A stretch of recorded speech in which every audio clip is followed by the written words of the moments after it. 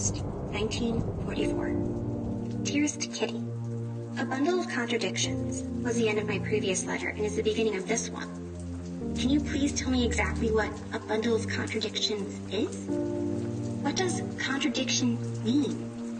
Like so many words, it can be interpreted in two ways. A contradiction imposed from without, and one imposed from within. The former means not accepting other people's opinions, always knowing best, having the last word. In short, all those unpleasant traits for which I'm known. The latter, for which I'm not known, is my own secret. As I've told you many times, I'm split in two. One side contains my exuberant cheerfulness, my flippancy, my joy in life, and above all, my ability to appreciate the lighter things in life. By that I mean not finding anything wrong with flirtations, a kiss, an embrace, an off-colored joke.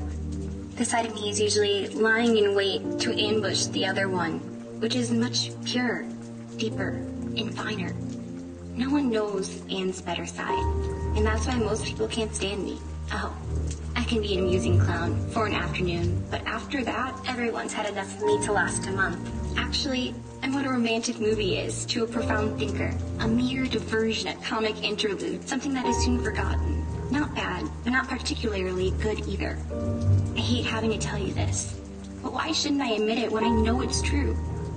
My lighter, more superficial side will always steal a march on the deeper side and therefore always win. You can't imagine how often I've tried to push away this Anne, which is only half of what is known as Anne, to beat her down, hide her, but it doesn't work, and I know why. I'm afraid that people who know me as I usually am will discover I have another side, a better and finer side. I'm afraid they'll mock me, think I'm ridiculous and sentimental and not take me seriously. I'm used to not being taken seriously, but only the lighthearted Anne is used to it and can put up with it. The deeper Anne is too weak. If I force the good Anne into the spotlight for even 15 minutes, she shuts up like a clam the moment she's called upon to speak, and lets Anne number one do the talking. Before I realize it, she's disappeared. So the nice Anne is never seen in company. She's never made a single appearance, though she's almost always takes the stage when I'm alone. I know exactly how I'd like to be, how I am, on the inside. But unfortunately, I'm only like that with myself. And perhaps that's why, no, I'm sure that's the reason why I think of myself as happy on the inside and other people think I'm happy on the outside. I'm guided by the pure Anne within. But on the outside, I'm nothing but a frolicsome little goat tugging at its tether.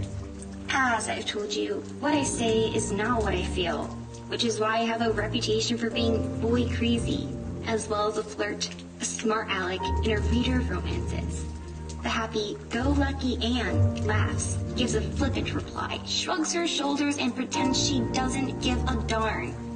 The quiet Anne reacts in just the opposite way.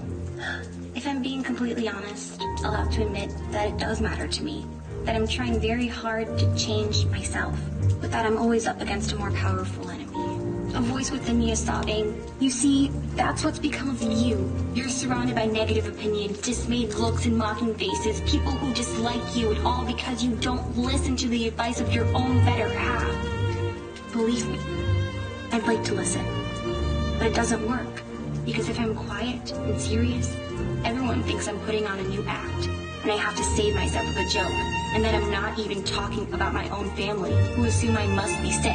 Stuff me with aspirin and sedatives, feel my neck and forehead to see if I have a temperature, ask about my bowel movements, and berate me for being in a bad mood until I just can't keep up with it anymore. Because when everyone starts hovering over me, I get cross, then sad, and finally end up turning my heart inside out.